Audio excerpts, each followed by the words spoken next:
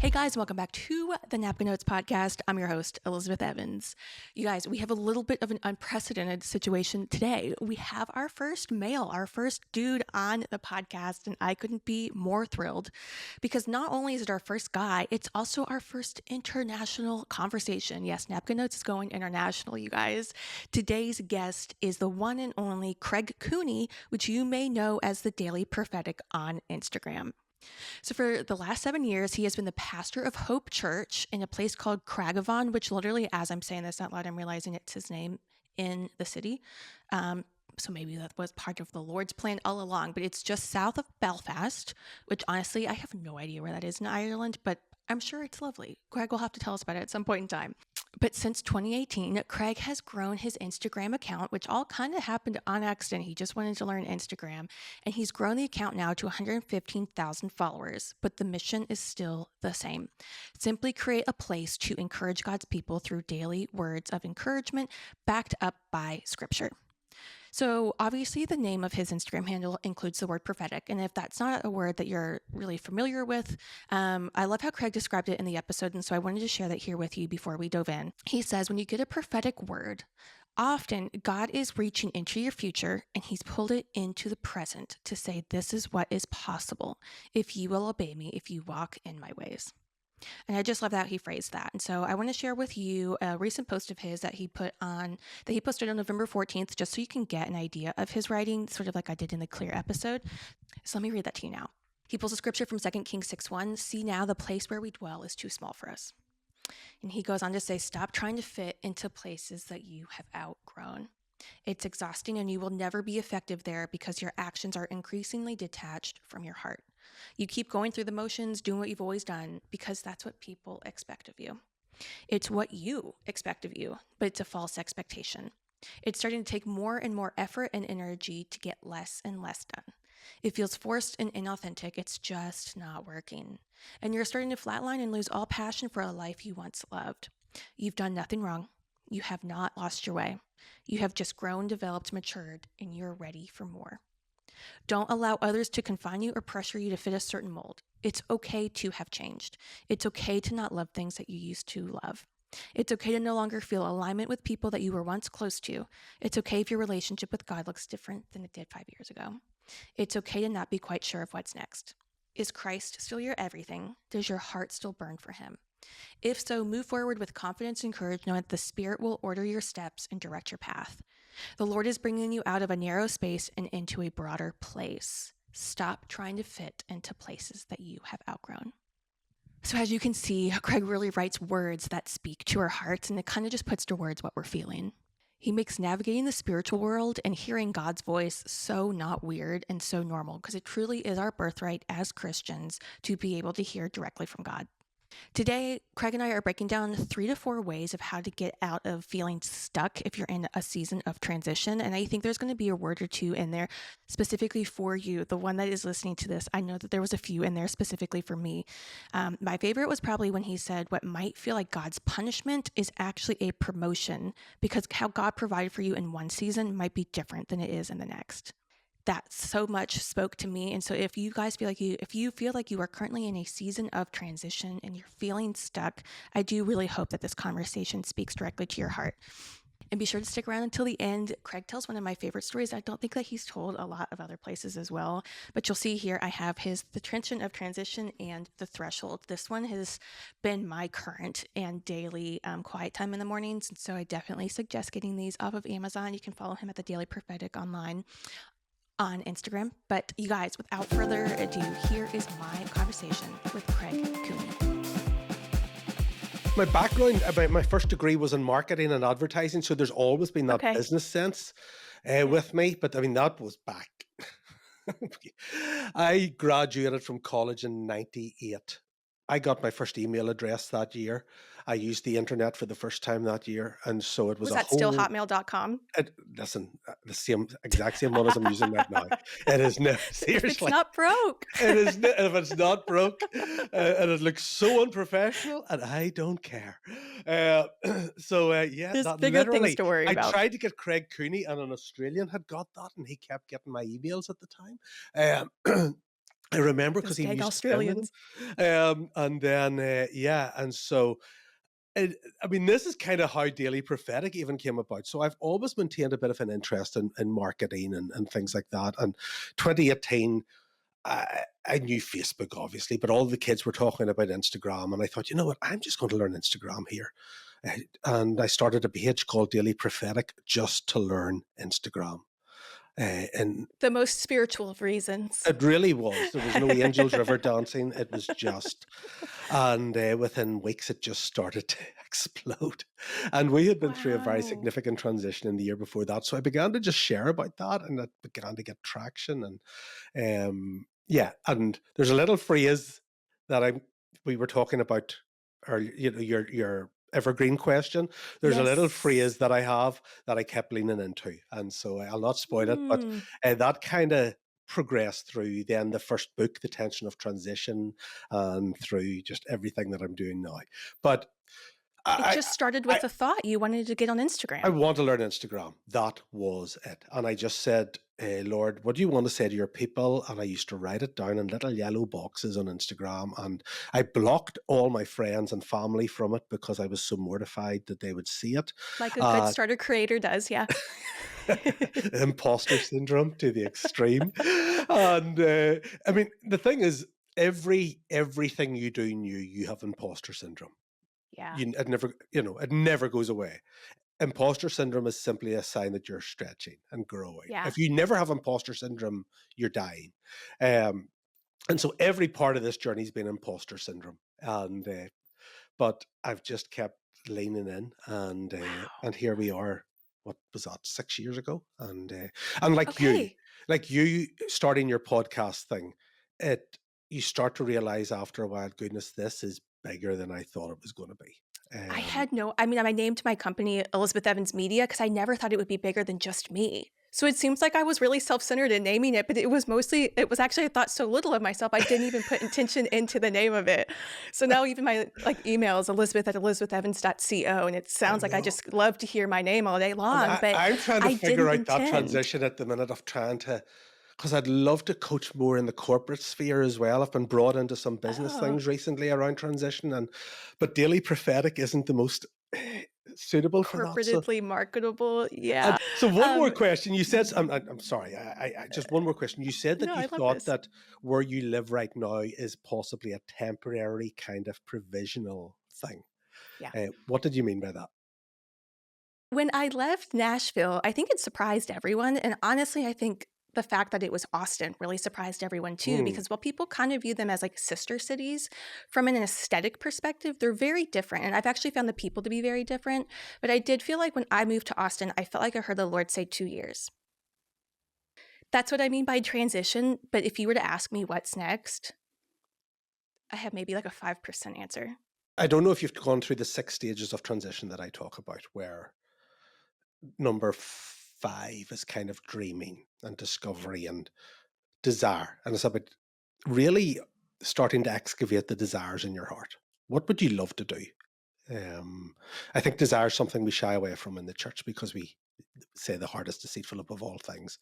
But it also talks about the Lord giving you the desires of your heart. And I think it's something that I've been leaning into recently because I just feel that there's this sense of the Lord implants things in us that He is wanting to draw out, and we pay attention to our desires. We pay attention to our emotions and what's drawing us, and I think we begin to get little inklings and little snapshots of what might be next. One of the things I encourage people to do is to be completely unfiltered and write everything down, every dream, every desire, and not the things that you think you should say, not the good Christian things, and be as specific Mm. as you can. What would you love? What in 18 months, 3 years, what would you love your life to look like? Where would you be? What kind of house would you be living in? And it's amazing as you begin to do that, the Lord begins to almost remind you of dormant dreams and things that from years ago that you go, goodness, I had forgotten that I always loved that. Or, for me, one of the things recently is I always love listening to music. But I got so into listening to sermons and teaching and motivational stuff and all of this kind of stuff. And you know, that I just stopped listening to music. And recently I've just realized I love music. Music brings me alive, just rock and pop and whatever. And it's just some of those little things that are part of you that start to reemerge. And so I encourage people just to take a notebook or a blank sheet of paper and just to be completely unfiltered and write down those things that are the desires and dreams and get it. I find the more Yeah. specific you are, the better. Listen, this is not the secret. It's not, it's not a genie in a bottle. But Yeah. in our own journey, there were times when we didn't know what was next, and we were really specific about our dreams and desires. And it was incredible how the Lord took those and opened those up for us. And so I think, yeah, there's definitely something in that. And I don't have this written down, but as we starting to bring this up, would you go ahead and do me the favor of defining the difference between speaking things and desires of your heart that you would like to step into, that you would like for the Lord to bless you with, versus manifestation? I think there can be a fine line. Um, I always, for me, it's a bit like the prophetic. Some people would say, what's the difference between the prophetic and psychics? It's a source. It's a source. It's a dependence. And I would say the same about this. Speaking the dreams, the desires. I mean, God showed up to Solomon in a dream and said, ask me for anything. Jesus would stand in front of people and he would say, what do you want me to do for you? And it was obvious the guy was blind, but he still wanted to hear it. Say it. And so that's what I always say.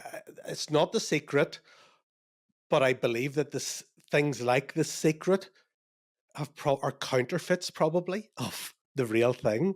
And I Mm, just I honestly, as a father, I want to hear what my son's dreams and desires are. It doesn't mean I say mm. yes to all of them, but those that are good, those that bring out the best in him, I want to support and I want to back and I want to, and so we have just seen God do incredible things when we've done that. And it has been so beautiful to be able to go, only God could have orchestrated that. Like, there's nothing we could have done to make that happen. But once we poured out our dreams and desires there was one particular situation. So we moved to this church and we thought we would be there forever.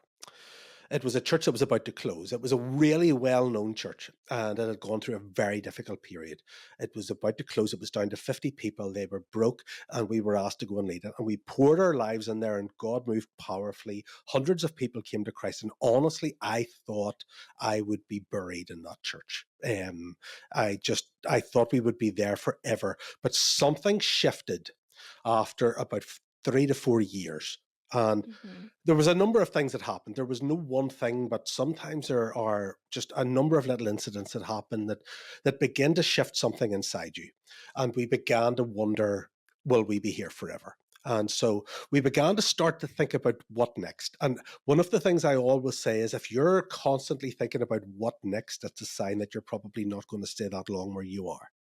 If you're always thinking about the next position or if you're praying things like, God, would you open a door, would you make the future clear, those are often signs that you're probably not, because if you're happy in the place that you are, you're not praying those prayers. You're Yeah. saying, God, bless me where I am, grow where I am. But we began to say, Lord, would you open a door, would you show us what's next, would you on all of this. And so in the midst of that, we were coming towards a sabbatical and we were due to go back at the end of the sabbatical. And about a month before the sabbatical was due to start, I was praying one night. The Lord was waking me up at about 4:30 for a period of time, which was awful but great. It was What a time, literally, Lord. It couldn't be when we were literally, already awake. I know, literally, I would wake up and my clock would turn from 4:29 to 4:30. So I knew. So this would happen 2, 3 times a week. And I would get up and I would spend a couple of hours praying and I would go back to bed for an hour or two. And so this one night, I got up at 4:30. I'm kneeling in my little study and I have this open vision of me being released from a prison cell. And so the guard came along, he opened the door, he said, Craig, you're free to go. And I was being released, and I'm walking down the corridor. And it was so vivid, and I don't have a lot of visions. I have very few. And I'm walking down, and I was doing prison ministry at this time, so I knew exactly what it all looked like. And so I'm walking down the hallway, and I have one question in my mind. Will there be anybody waiting on the other side? Will there be Mm. anybody waiting on the other side? But I had to keep on walking, and the huge gate slid across, and there was a car full of smiling faces waiting on the other side. And so at that time, I had been asking the Lord to open a door for us for the future. And the door he opened wasn't for the future, it was to release us from where we were right now. And I believe when God brings you into an assignment, he calls you into that assignment, but there he releases you from assignments. Mhm. Assignments are temporary. Your calling is more permanent. It's broader probably than most people think it is, but assignments are part of your calling. Assignments are how you work out your calling in different stages and different seasons of your life, and you can have different assignments at the same time. I think you and I totally agree on this, that like part of your assignment is a work assignment, part of your assignment could be a family assignment, part of your assignment could be something else. And so that assignment was coming to an end. Mhm.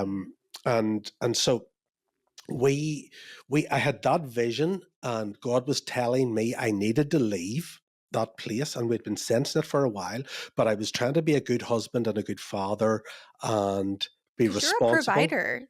Yeah, it's That my is job to something that's provide. different for me. Like, if I make a decision, it only impacts me from a provision standpoint. And that's what That's a I much larger yeah, responsibility. absolutely. And the stage of life you're at will determine the ability and flexibility you have to move.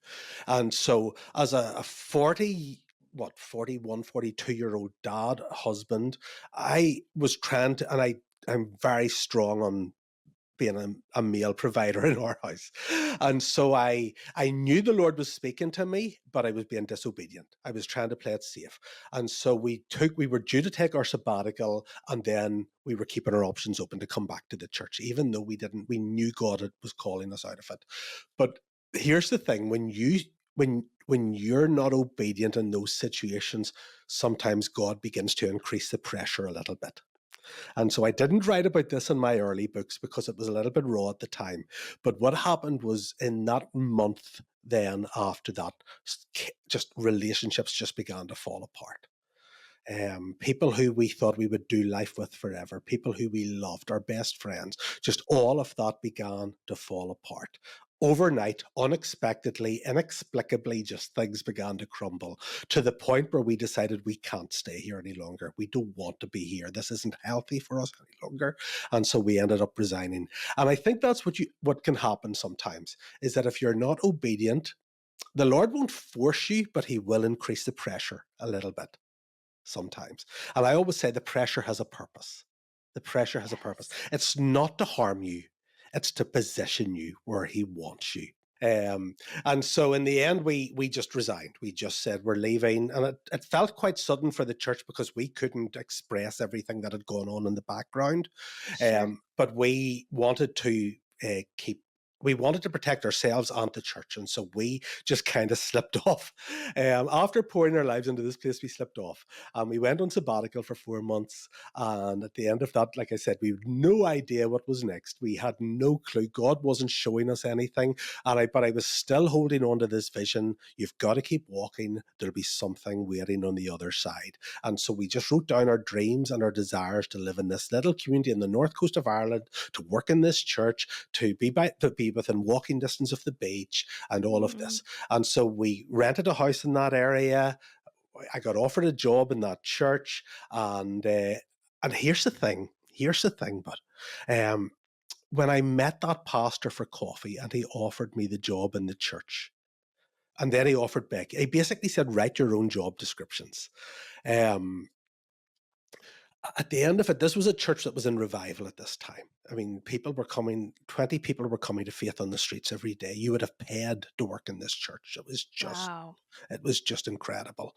And so at the end of this meeting, we had no money. And so I had to say to him, look, I have to ask, is this a volunteer position or is this a paid position? It's And a here's valid what he said. question.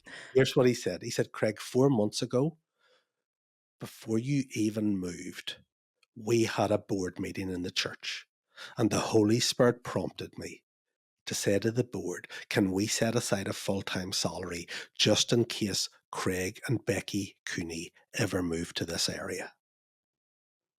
So he said, Craig, this is a paid job, but the salary was decided before you even left Dublin.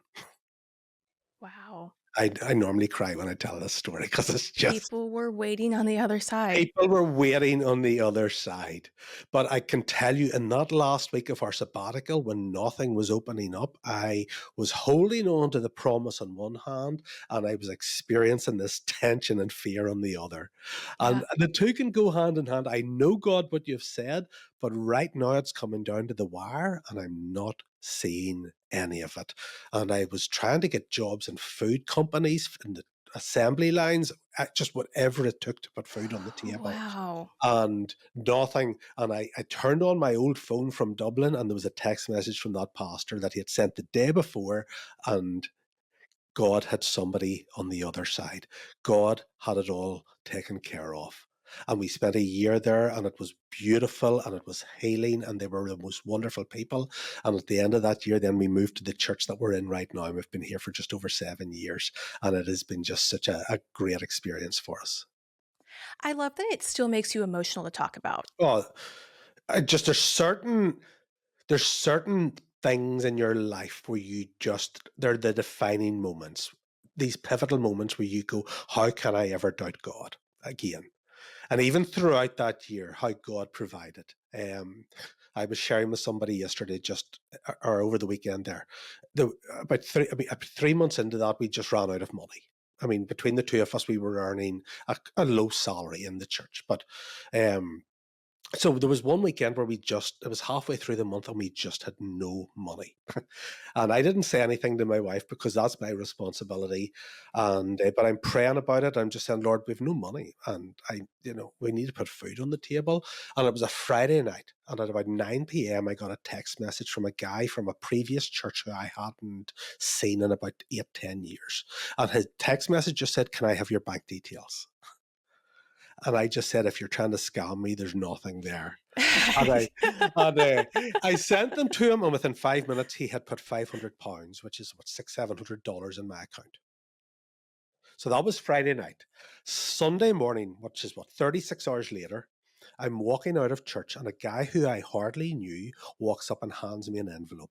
And he said, Craig, I was going to write your name on this, but the Lord told me to write Becky's name on it. And I brought it home and handed it to her, and there was another £500 in it. So in one weekend, Wow. when we were out of money, when we had no resources left, the Holy Spirit prompted two people in two different places, Separately. 2 hours apart, separately, to give us the exact same amount of money that completely covered everything we needed.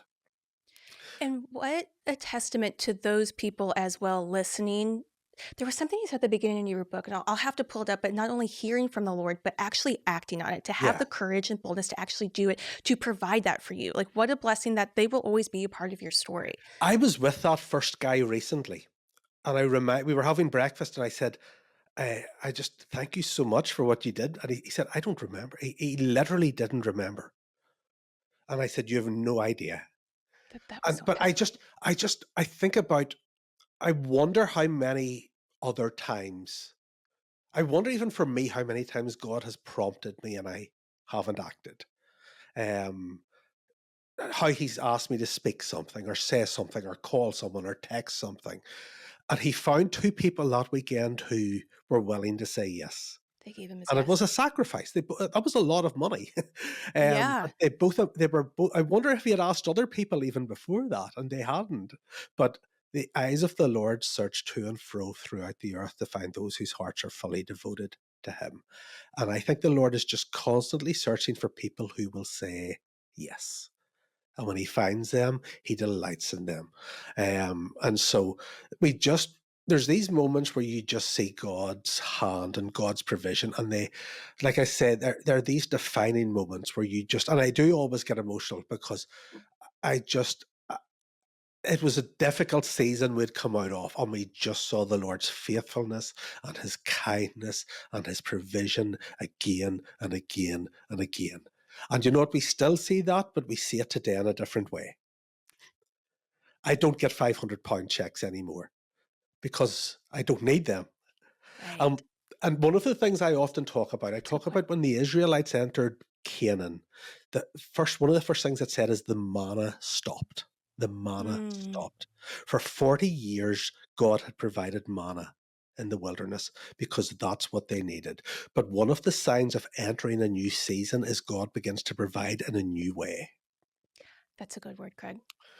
So manna was always meant to sustain, but it was never meant to satisfy. It was their desert diet. It was provisional. But when they got into the promised land where they could grow crops, where it was a land flowing with milk and honey, where they could raise livestock, they no longer needed manna. And so overnight, the manna stopped. And there are certain seasons in your life where God's provision will come in one way, but a shift of seasons sometimes means that his provision will come in a different way. And in that season, his provision came through people's generosity and kindness and sacrifice. In this season, it comes through working, entrepreneurial stuff, through writing books. And my job in this season is then to be that person to other people, to send those checks or to transfer that money or to whatever that is. My job is to express that generosity to other people. And so one of the signs of shifting seasons is you begin to notice perhaps sometimes that your previous source of your previous resources, your previous way that God provided for you begin to dry up a little bit. And it's not to punish you, it's actually to promote you. The manna stopping wasn't punishment, it was a promotion. They could now have abundance. They were sick of manna by that stage anyway. It was a sign that God was bringing them out of the wilderness into a land that they would call their own. And so one of the signs very often is you will begin to see old sources that sustained you for a season begin to dry up, and it can feel nerve-wracking because you're like, Lord, I depended on that. And the Lord said, you know what? The supply will look different, but the source is the same. It all comes from me. So in that past season, when we were getting checks, it came from him. In this season, when we're getting paychecks, it comes from him. He's still the Yeah. source. And I thought that's a good word for me, and I'm sure for other people that are tuning into this, because I think sometimes we think like the Lord's going to work in different ways, but we don't always view what I don't think we view it as that. It's not punishment. It can be promotion when things are shifting. Like the manna is the perfect example to a land flowing with milk and honey. And I think it also takes continual intimacy with Holy Spirit to be able to have spiritual eyes to see that. And I think Yeah, being able to remain in absolutely. the word, even with, I think this is something I can be guilty of, is like when things are more comfortable and easy, I'm not going to the Lord as much as I would be if in a moment of hardship. But continuing to have those spiritual Mm, eyes, no matter what the season, no matter what the provision, no matter what quote like punishment is what you're viewing it as, I think it's remaining is something that is a word that keeps coming up for me, is just remaining in the Holy Spirit, in communication with him. yeah, And I think I can just be so much at fault because life gets so busy to carve out yeah. that time. For me, one of the things I find myself saying more and more often recently is, you are my Mm, source. You're my source. So sometimes things like payments won't come through, or what, something, there'll be delays. And in the past, I would have got angry, and find that anxiety coming up again. And I just say, Lord, you're my source. You will provide. However you do that is up to you, but I trust you because you've never failed me yet. But here's the thing. If God hadn't stopped the manna, there are some people who would have eaten manna until they wow. died Because because it yeah. was easy. Mm, It was easy. It was just there. And there are some people who who never mature because they never move beyond the manna. They never learn how to use their skills and their gifts and to develop income streams for themselves, to work the land, to raise the livestock, to grow the crops. There are some people who would have said, we're just happy with manna. And so the Lord had to completely stop it to force them into doing. And sometimes the Lord will cut off a supply because you have become too dependent on that. And He wants you to grow.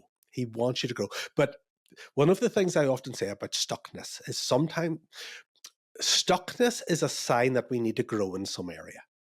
That often we get stuck because we have stopped growing. Now, there can be other reasons, but one of the things I have found is when I get bored, when I get a little bit flat, when I get a little bit depressed, it's because I'm not growing and stretching and reaching to the next thing. I've got comfortable with where I am. And one of the signs of, I think one of the indicators or remedies for stuckness is, where do I need to grow? One of the questions I need to ask is, where do I need to grow? Where do I need to grow? And I always think of my wife who loves gardening, and she will buy these little plants and she will put them in a pot. But after a while, if she doesn't repot that plant into a bigger pot, it stops growing. This it will wither and die. And and the Lord wants to move us into a bigger environment. He wants to replant us. He wants to repot us so that we can flourish and grow. But we kind of get comfortable in that little pot, and it's familiar. And one of the things is the Lord is saying, I'm going to uproot you. And that's going to be uncomfortable, but the uprooting is for your growth and for your flourishing. And that's a word for some of you in that season, because you're feeling like this uprooting. You're feeling like everything's unsure, unstable, a little bit insecure. Your familiar landmarks aren't there anymore. Some relationships that were key seem to be growing more distant. And the Lord is uprooting you, and it's not punishment, it's promotion. And He wants to replant you into an environment that is more conducive for your growth and for your flourishing and for your development, because He knows that if He doesn't uproot you, you will just you'll stay there and you'll wither and you will shrink and you will never, the treasure within you will not come out. I hope everybody is But it's listening not really comfortable. closely. Craig, thank you. Thank you for saying that, because I put on my Instagram stories just last night some questions to see where people were at in their lives. One of the questions was, do you feel like you're in transition? 100% of the people said yes. Then I asked, in that transition, do you feel stuck? Most of them said yes. My next two questions, which I found were interesting what the answers were, was one, I asked, do you feel like you hear from the Lord clearly? Most of them actually said yes. And then I also asked, do you feel like you know what your giftings are in life? And most of them said yes. And so I thought it was a really interesting Hmm. combination of they're in transition, they feel stuck, but they hear from the Lord and they know their giftings. So I was like, what is it then that's keeping them stuck if they feel, or if they're saying that they have the tools of knowing their giftings and hearing the voice of the Lord, but they're feeling stuck in this transition? Okay. Let me really quickly go through a few things that I think keep us stuck. Because it's one of the things that I've started to study quite a lot, because again, like your audience, it's something that I keep hearing. I am in transition, but I feel stuck in transition, and I don't know why. And so there are a number of reasons why I think we get stuck in transition. And one of them, I'll go through 4 or 5 of them. One of them I think is personal consecration. There are some things in your life that are keeping you stuck, and we don't like to admit that. There's things that we're holding on to that aren't helpful or healthy. And they could be relationships, they could be mindsets, they could be whatever it is. And some of them aren't even sinful in themselves. They're just not healthy or helpful.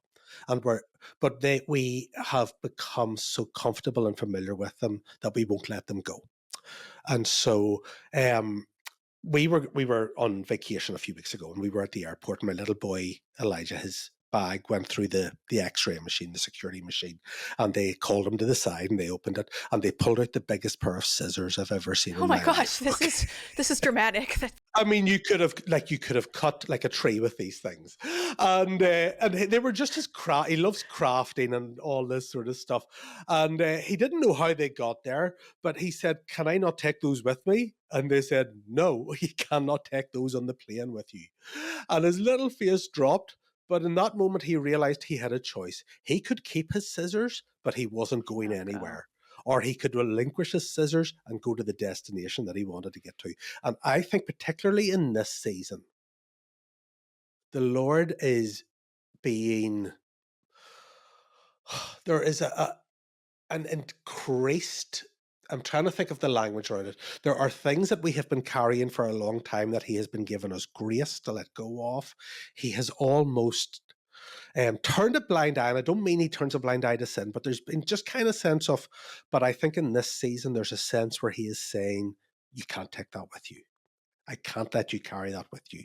If you bring that with you, where I want to take you, if you bring that, it will crush you. It will destroy you. And in the church at the minute, haven't we seen so much upheaval with things that people weren't willing to release and relinquish?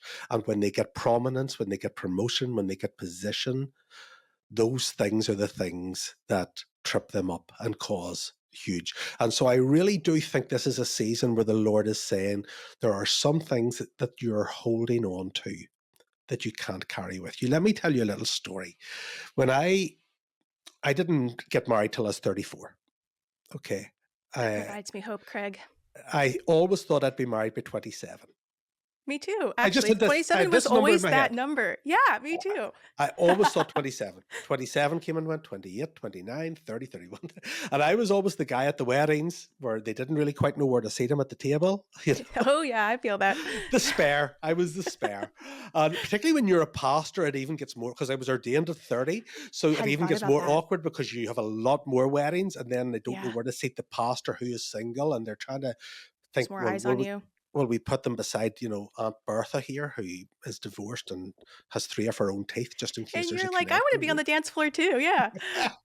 And so I was, all of this was going on, but I was dating a girl in my early sort of 30, when I was 33. I'd been dating a girl for quite a while, sort of a year and a half. And it was one of those, those relationships that are good, but you think, this is good, but I don't think I'm going to stay with this person.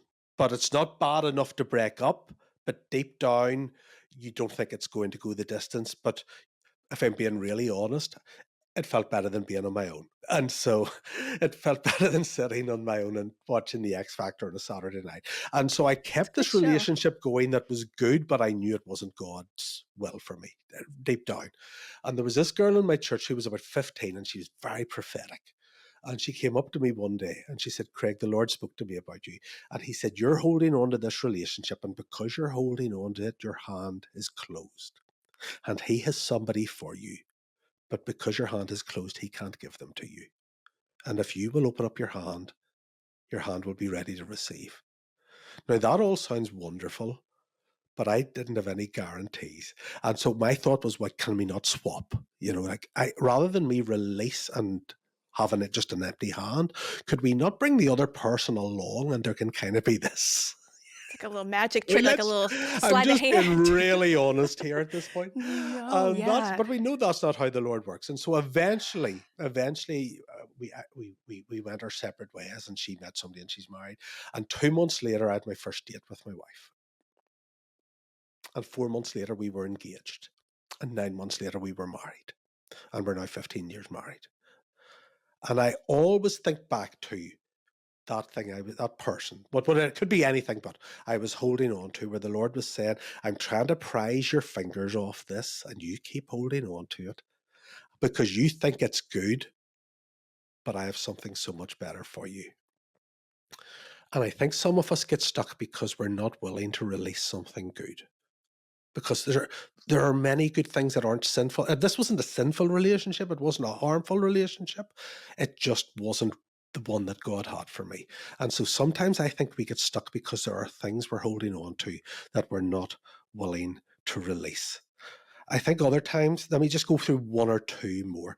And I guess this ties in with that relational separation. Sometimes there are people in your life that go so far with you but can't go any further. I think of Abraham and Lot. They were able to journey so far, but there came a point where they had to separate. And there are some people who don't have the desire or the capacity to go where the Lord wants to take you. But if you are remain tethered to them, they will keep you stuck.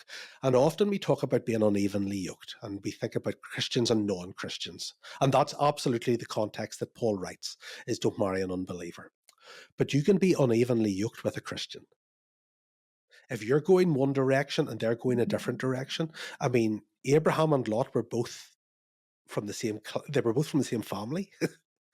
If you like, they were both believers in a sense, but they were going in, their hearts were in different places. And you can be tethered to relationships that are are are not wrong, but they're just not going in the same direction as you. And so sometimes the Lord needs to, or you need to let go of some people who are keeping you tethered to the past that you're trying to get out of. Sometimes you're Something that stuck you because, said. go ahead, Oh, sorry. I was gonna say something that you had said earlier about your relationship with Becky too. That really struck me when you guys were in that time of transition and you were praying into what was next after your Hmm. move from Dublin. It seemed like you guys were so in sync and on the same page of what you wanted next. Like for you guys to both go on a sabbatical, to both hear like that assignment might be ending, for where to go next. I thought, what a dynamic God, Christ centered relationship that even in that big of a move, Yeah, you guys seemed like you were on the same page with that. we were. And my wife is very spiritually sensitive. And so in all of that process of leaving and the messy middle, as I call it, we were on the same page. And there's also a sense where, quite honestly, my wife trusts my judgment. She trusts, you know, where she sees that I only want to love her and lead our family well. And so I will never do anything that would damage that.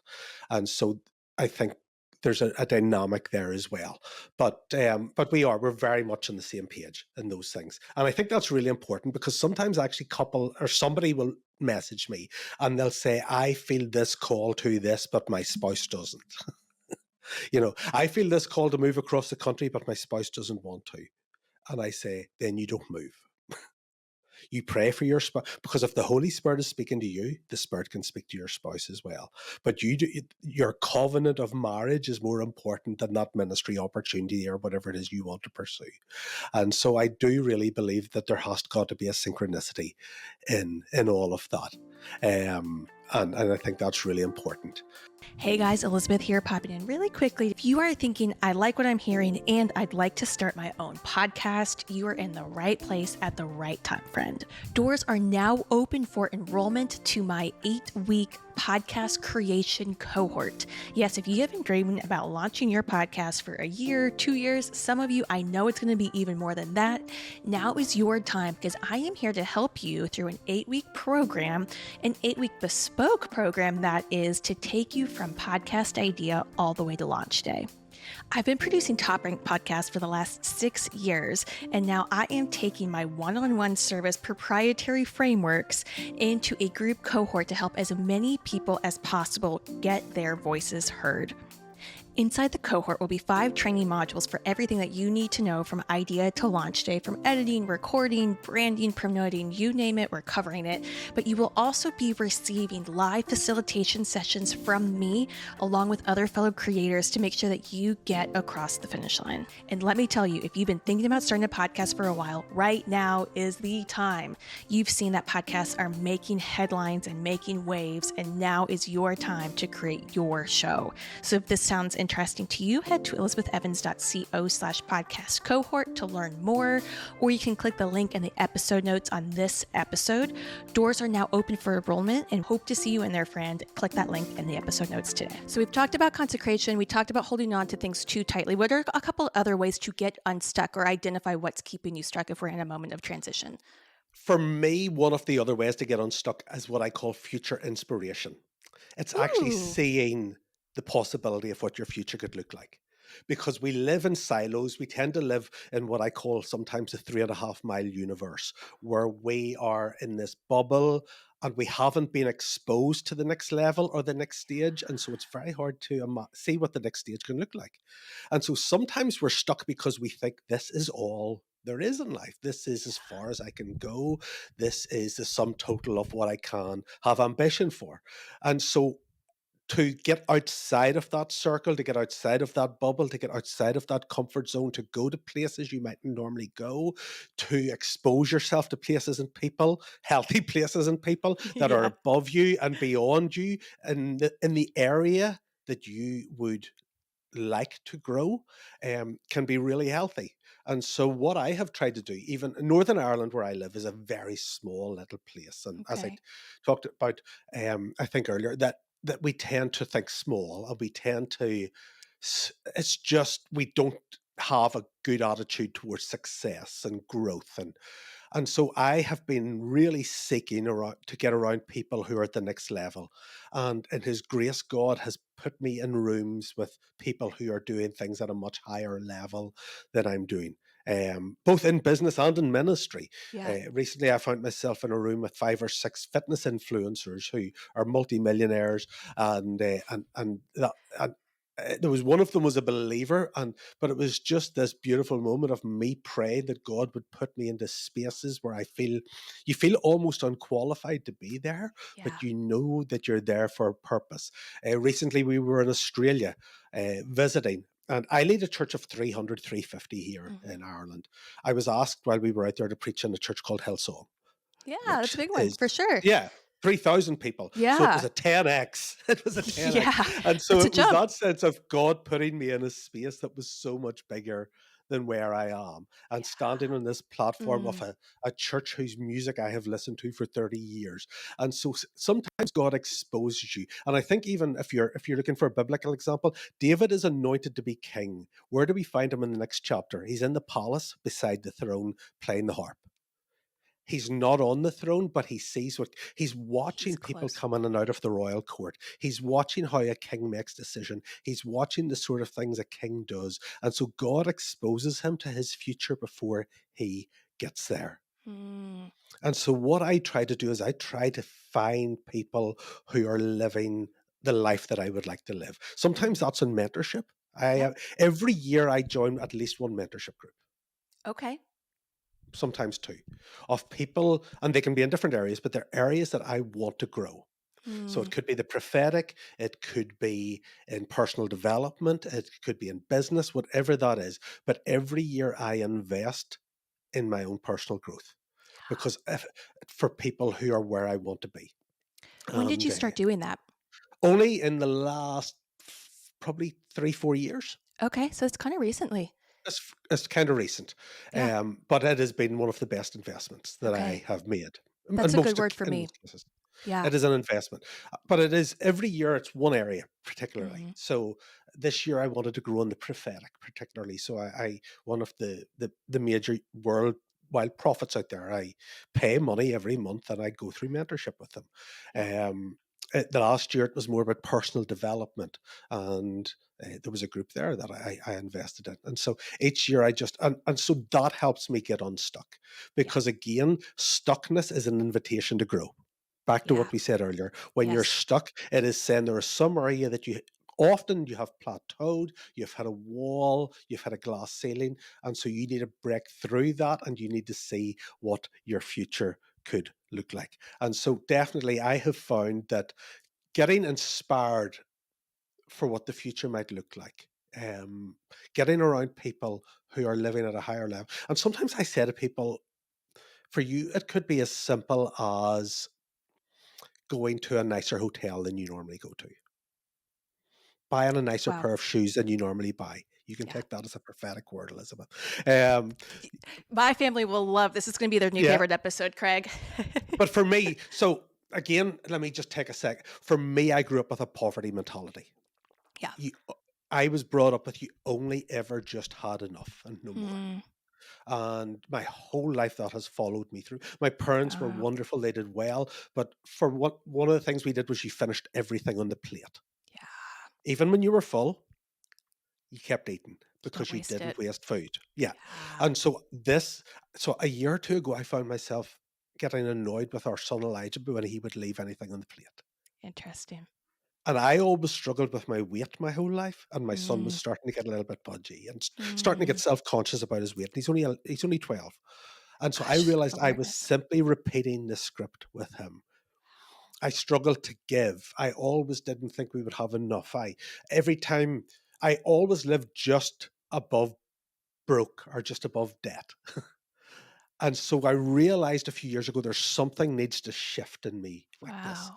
So I had to start being intentionally generous. I decided so we went from 3-star to 4-star hotels. And for me, that was a jump a few, maybe 2, 3 years ago. And then the last 2 years or so, we jumped into the next level. And every time Yeah. I've gone into one of those foyers to check in, I have felt like an imposter. I have felt like everybody's looking at me going, they don't belong here, but I've had to keep pushing through that because your identity takes a while to catch up with your reality. So Can you say so that one more you time? can it takes 1 to 2 years, I think, in a major transition for your identity to catch up with your reality. So Okay. your financial position can be different, but you still feel poor. Yeah. You can lose a ton of weight, but you still feel overweight. Yep. You can have uh, it could be you could have been I don't know, you could be gifted and have grown an area, but you still feel inadequate and inferior. Yep. It And took me 2 so, years to say I was a business owner or a founder, even after I had had multiple successes with yeah, clients. It was a yeah, really hard thing for me to step into that identity, which was the reality. yeah. And so for me, one of the things is putting myself in that reality. Mm, So I've now got more resources than I used to have. I will force myself to stay in nicer places. Even though my poverty mentality feels uncomfortable, I will force myself to give more generously until it becomes a joy and not a duty. I well, yes. I mean, there's almost a joke in our church right now that if you're in the same hotel or the same restaurant or coffee shop as me, by the time you get to the till or to pay for it, I'll have already paid because Uh, I mean, I love doing that. It's become a joy yes. for me. I did it just this morning, and I don't do it because I love. It's just a joy for me to have the resources to be able to do that now. But that has been a process of me breaking that poverty mentality. And so sometimes we have to be really intentional. This is where I'm stuck. I'm stuck around money. I'm going to push through this. I'm going to see the next level and then I'm going to go. Because sometimes you have to see it before you can be it.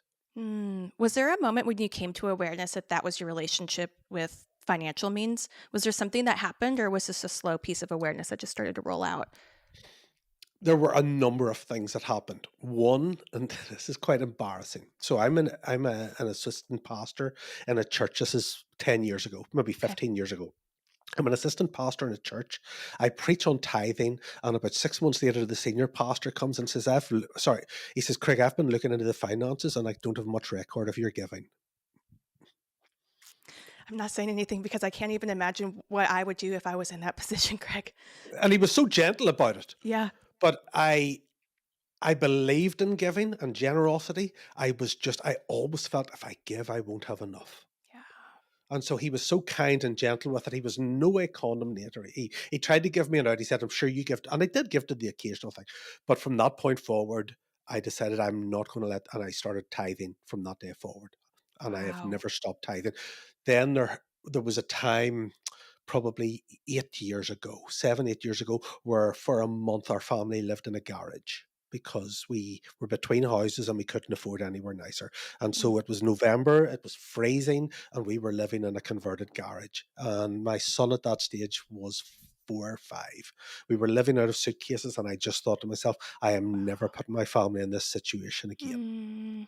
And so there have been a number of things. The other thing, like I said a minute ago, was when I kept telling my son to finish food that he didn't want to eat. Yeah. And so there have been a number of things over the years where I've just realized I am repeating the script that I was brought up with, and this Wow. isn't healthy, and I need to do something to shift that.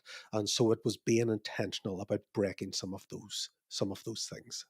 Wow. This might be like a side tangent. Is the Enneagram a thing over in Ireland?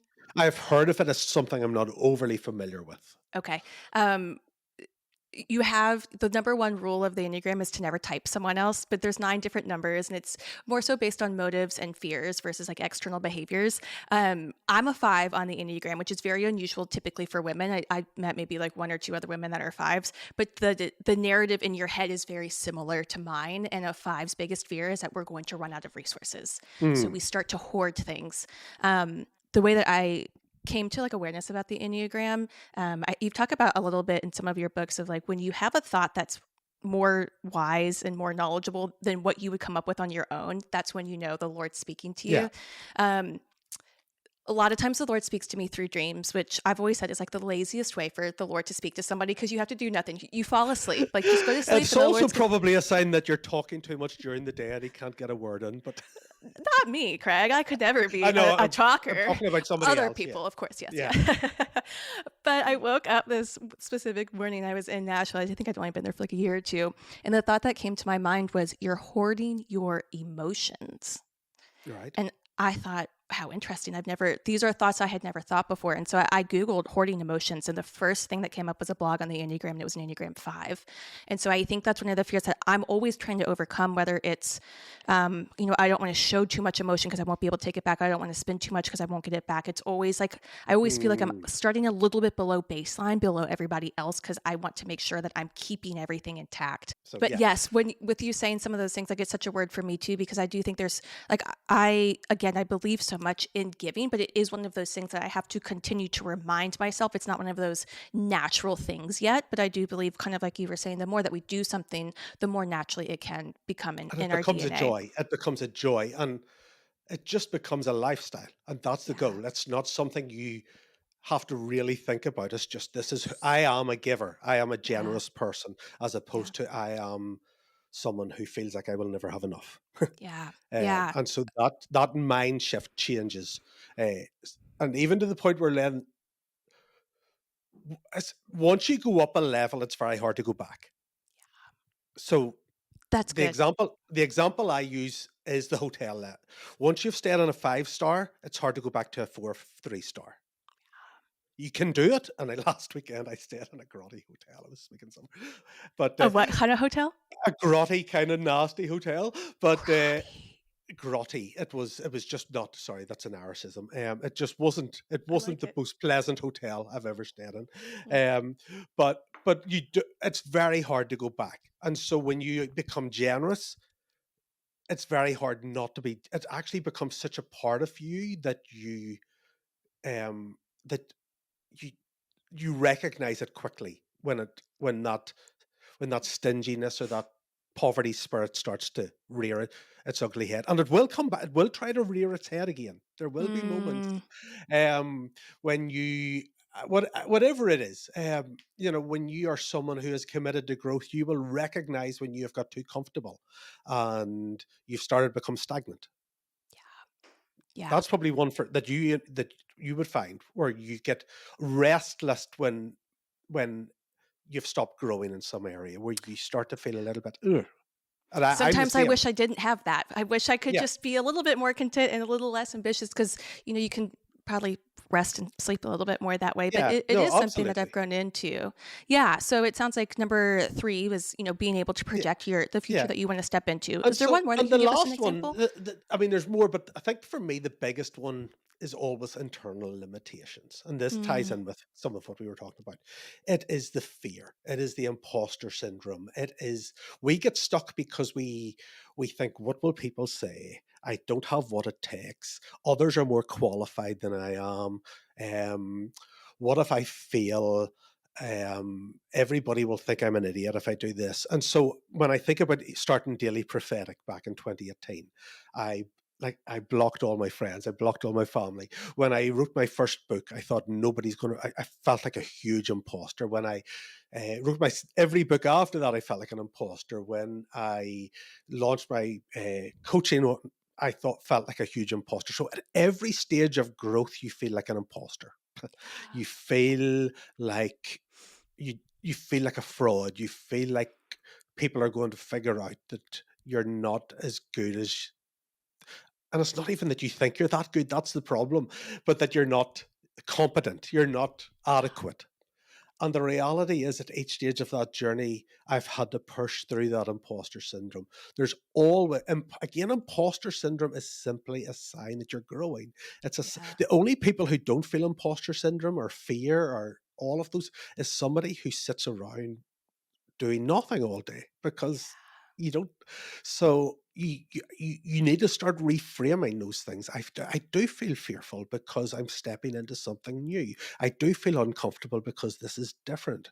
I do feel imposter syndrome because I haven't done this before, and that's okay. That's okay.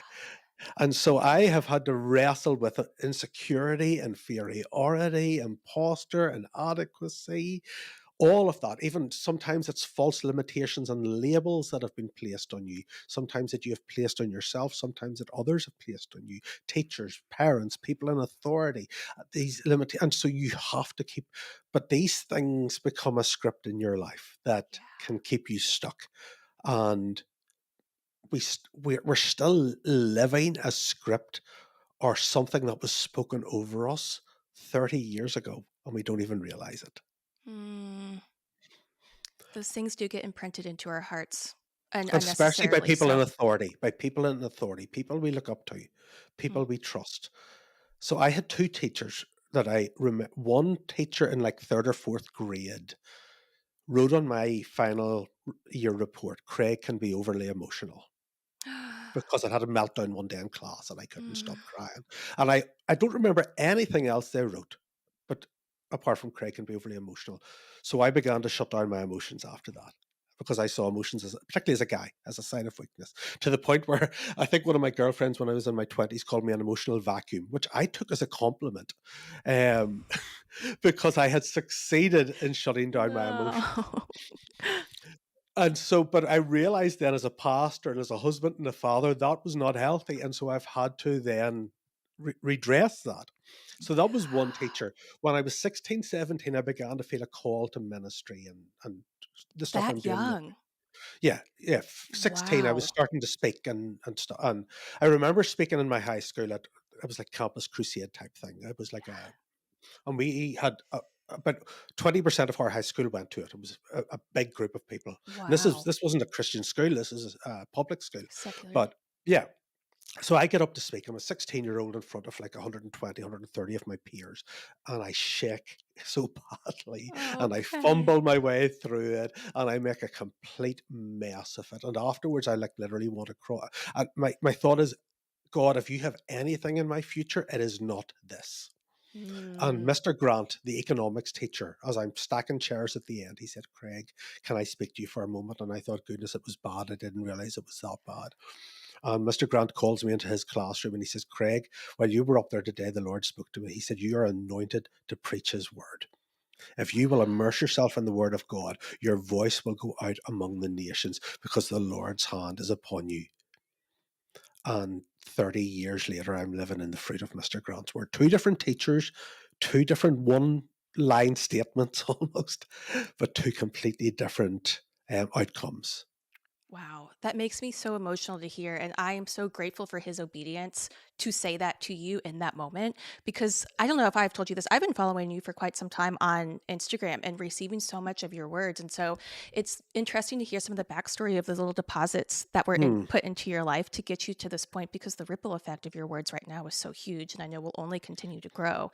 So thank you to the Mr. Grants of the world that do Yeah, speak life and identity into us, because it's the ripple effect is bigger than we think with our words and with our mouth. totally. Totally. Um, And we see ourselves, we begin to live out, because I think of Numbers 13 where it said, um, we seemed like grasshoppers to them, and that's how we looked in our own eyes. How did they know that? They they they didn't go up to the giants and say, "What do we look like to you?" It was all a script in their head. But when you see wow. yourself as a grasshopper, you will never fight a giant. Mm, You know, yes. if you see yourself as a victim, you will struggle to experience victory in your life. Yeah.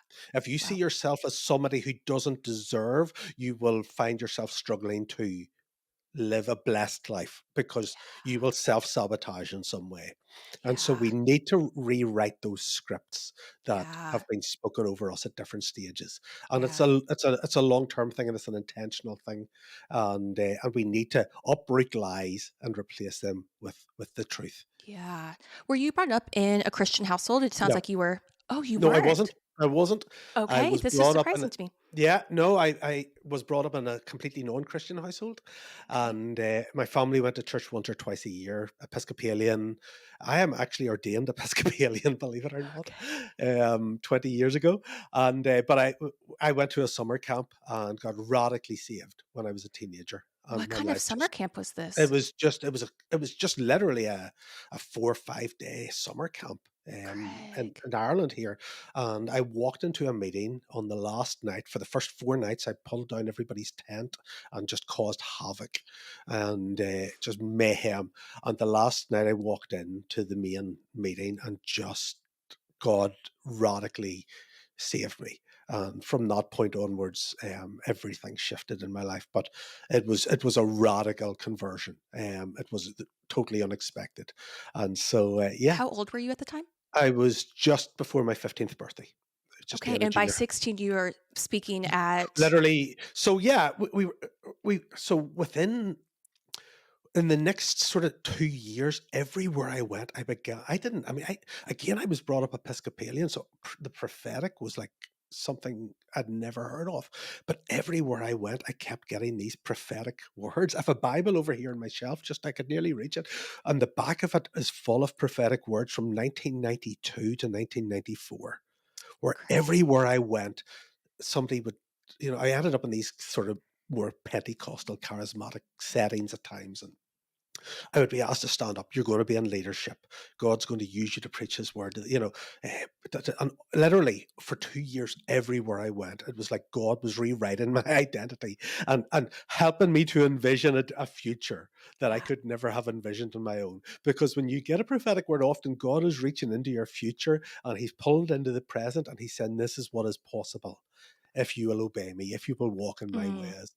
And so I just from the age of 16, 17, I began to speak. And I was, like I said, I was so, like, even into my 20s, I would always ask for like a clip mic because if I was holding a mic, my hand would shake so badly that I was so embarrassed right into my nearly 30. I mean, I had such nerves around public speaking.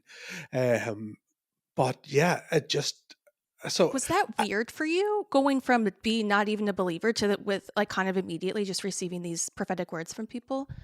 yeah, it was, but after like the 6th or 7th one, it just became like, okay. I mean, literally, I would be in 2 different places, 300 miles apart, and I would receive an identical word for word prophetic word from 2 Wow. people. I mean, it was literally like that. Wow. I mean, I have one that just says "as above" because the 2 of them were identical. As above. As above, because I didn't feel the point needing to write it out again. And so God began to help me to envision a future for myself that was completely beyond anything I could have imagined. And so that's one of the reasons I love the prophetic so much, quite honestly, is because it has shaped so much of my life. Yeah. It has impacted me so deeply that that God has God as a when I was a teenager, he looked into my future and began to speak it into my present and said, "This is what I have for you. If you will walk obediently, if you will, not perfectly, but if you will follow me." And I've had my ups and downs along the way, but that's why I love the prophetic. That's why I love hearing God's voice. That's why I love speaking it into other people's lives, because the impact that and the imprint it had on me has been tremendous. Do you remember? So it sounds like initially people were giving you a lot of prophetic Hmm. words. Do you remember the first time the Lord gave you personally one, or when His voice started to become more clear to you? I mean, different times over the years, there'd be little things, but Okay. something shifted probably around 10 years ago. Okay. It was more not recent. Around 10 years ago, it felt like something shifted where the level and the frequency and the accuracy went to a whole other, you know. So it was probably 2014, 2015. I would be brought into churches to speak. prophetically. I remember one of the sort of the biggest churches here in Ireland brought me in 2015, and I just the Lord just downloaded a message over. Like I woke up again in the middle of the night, and God just literally downloaded this message. And in 2015, I mean, I said many things to them, but in 2015, I stood up in front of this church and I said, "You're going to need to upgrade your ability to live stream. You don't need it now, but you'll need it in 2020."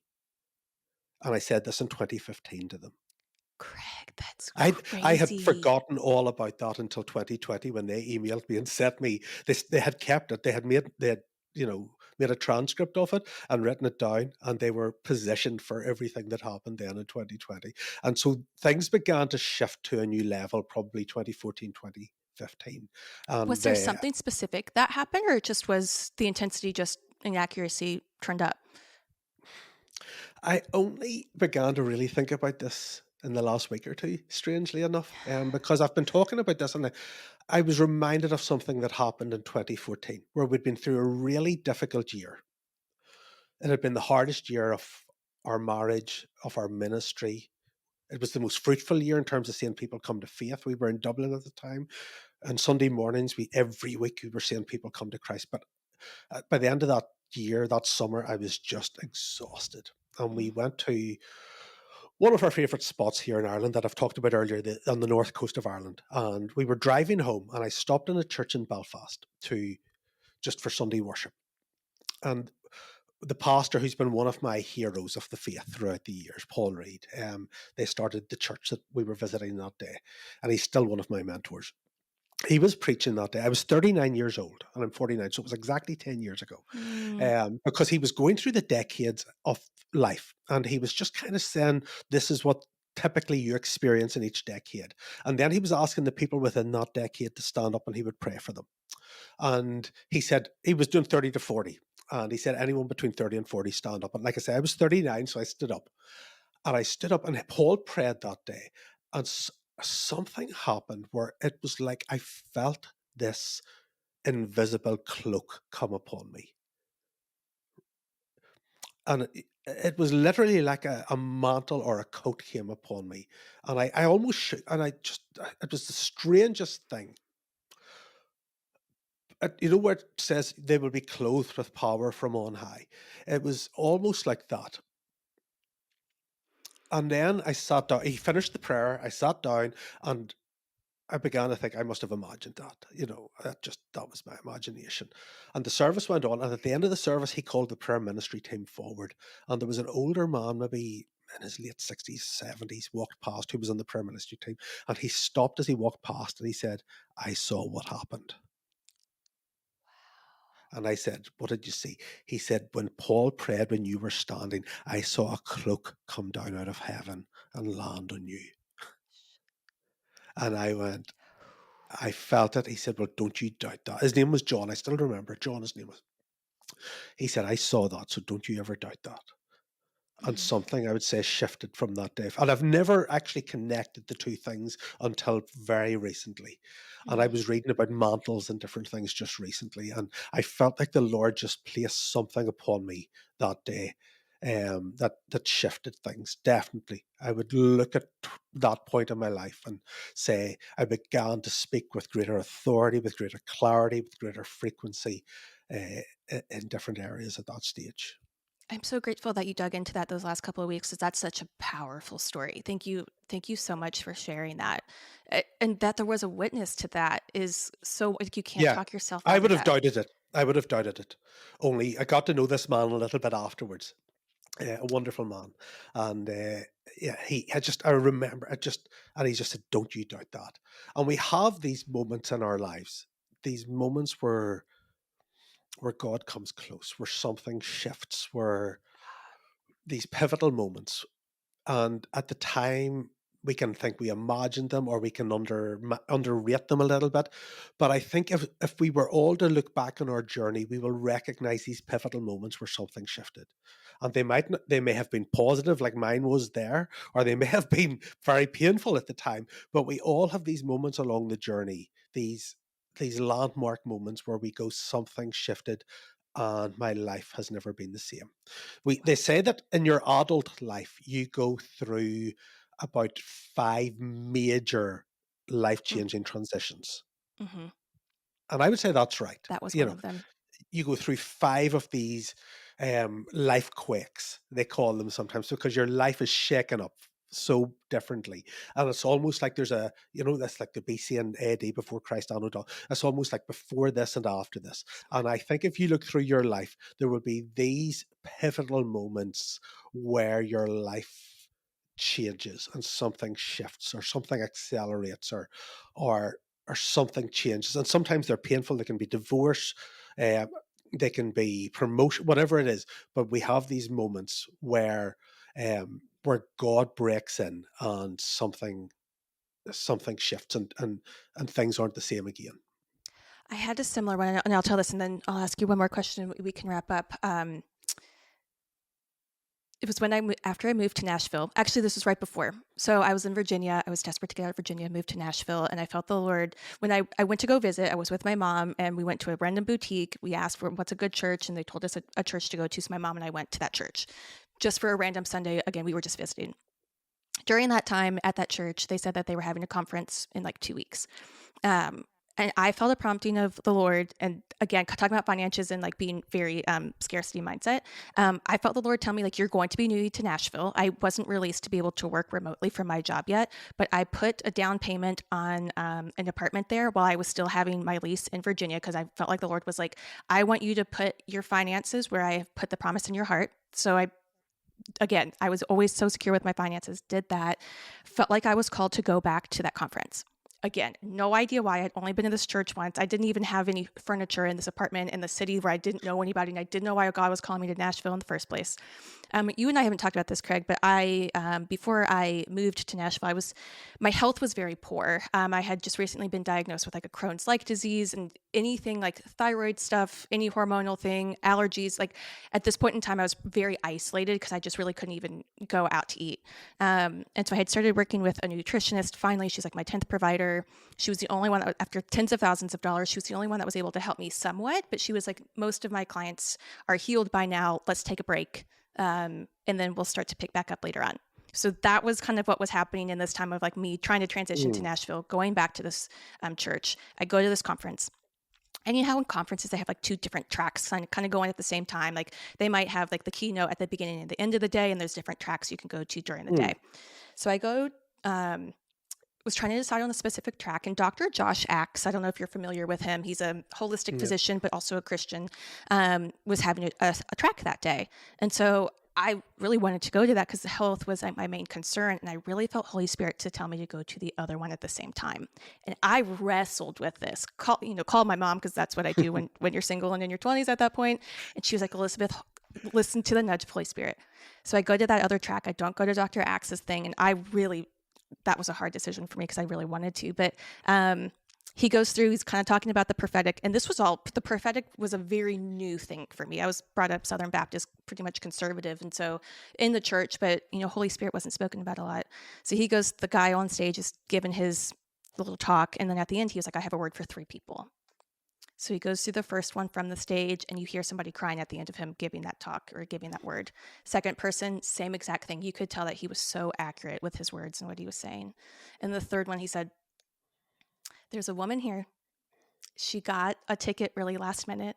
She's not exactly sure why she's here. She has deterioration of the small intestine. And Wow. God wants you to know that you're going to walk away healed today.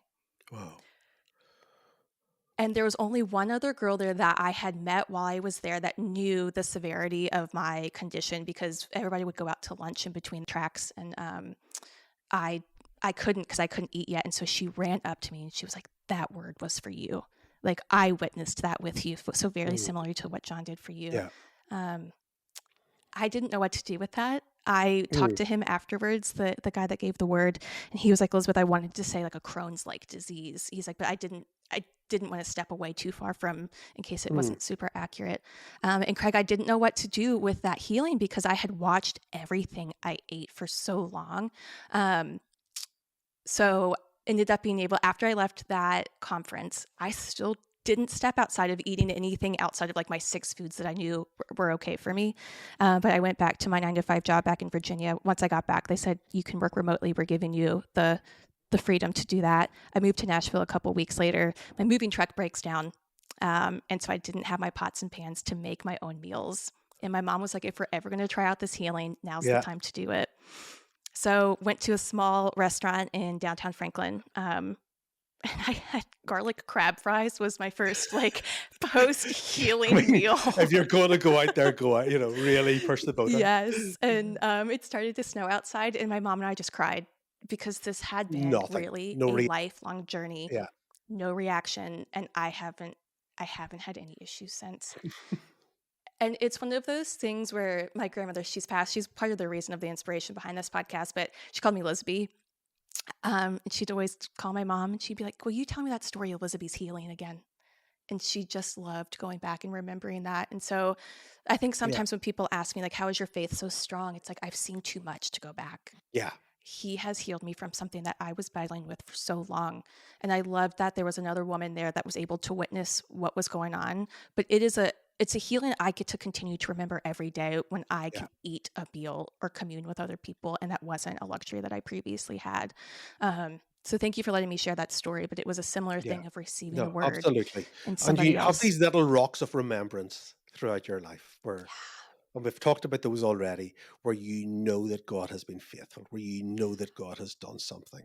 And when they crossed the Jordan, they were to set up certain rocks that when people asked, why do you have those? It was because the Lord delivered us and brought us. And we all have these rocks. If you go through your past, you will have these moments where you know that God helped you. He protected you from something. He healed you from something. He spoke something to you.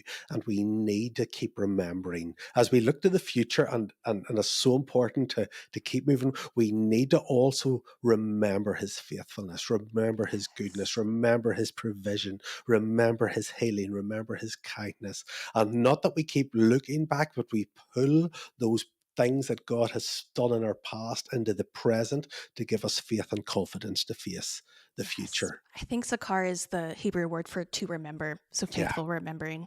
yeah. Craig, I'll ask you one last question that I ask all my guests. Is there something that somebody has said to you along the way that is like something that was impactful for you, but like a phrase that they always left with? And I always give the example, my grandmother always said, have a happy and holy day. Is there somebody that was important in your life that gave you a phrase that maybe you would say you would write down on a note on a napkin to somebody else? There was a little phrase. So in our sabbatical year, the year when we were in that major transition, the church that I ended up in, the senior pastor there was someone I had always looked up to. And when we went there, one of the first things he said to me was, you can write. I had never written anything really much in my life, but he had picked up some little blog or something I'd written. Wow. And he asked me to start writing a daily devotional every day for the church. And at that point, like I say, I hated writing. I never would have written. And at the end of that year, then 6 books later, here I am. But one little phrase that he used to say was this: follow your favor. Follow your favor. Ooh, that's good. Look at what God is blessing in your life and lean into it. Look at Hmm. where there's a wind on your back. Look at where there seems to be an ease and a grace. Instead of trying to do things and then say, God, would you bless this? Which sometimes we do. He said, look at what God is already blessing and lean into that. And if I can say anything about my journey over the last whatever number of years, it has been I've just followed my favor. I Mm. started a page on Instagram called Daily Prophetic, thinking that I would have 4 followers, and God breathed on it, and I followed my favor. When I talked about transition, people seemed interested in it. I followed my favor. I started writing books. I followed my favor. I started teaching mentorship. I followed my favor. And I just keep going, what is the Lord breathing on? And where's the favor lifted off sometimes? But I keep going, where's the favor? Where's the blessing? What is God breathing upon? And I follow my favor. And so for me, that little phrase, even in other areas of life, and even in relationships, where does there seem to be favor in relationships, in church and ministry and work? Where does there seem to be favor? Lean into what the Lord seems to be blessing. Yeah. and pursue those things. That. Because when you do that, it doesn't mean your life is easy, but there is a grace that goes with it. Yeah. You're Yeah. not feeling like you're constantly trying to tread through, syrup. Like you don't feel like it's just all uphill. There's this wind that comes behind you when you do that. And so follow your favor. See Follow what the your Lord is favor. breathing upon and lean into that. I love that. Craig, thank you so much for your time. People can follow you It's at the been a Daily joy. Prophetic. And I Yeah. have here your this is Ah, your Threshold book, which I got I was following along from, was it January, I guess, when you yeah. started the 100 days? And then I have the Tension of Transition here. If somebody was going to start with your stuff, where would you have them start with your books? One of those two. Either of Okay. those two, I would say. Definitely. I mean, the threshold is probably everything that I've been thinking about I transitions love since I wrote the this. first one. Okay. But both people have found both of them helpful. The Okay. Tension of Transition was my first book. The Threshold is my latest one. But either of those, I Okay. think, if you're navigating change, transition, trying to figure out what God is doing in your life, I think those will be helpful to you. Okay. I'll put the And they're links. available on Amazon. They're both available on Amazon. Yes, I'll put those in the link in bio. And I really can't recommend these enough. So, Craig, thank you so much for Thank you so just being much, so Elizabeth. faithful to write those. I'll talk to you soon. Talk to you soon. Bye.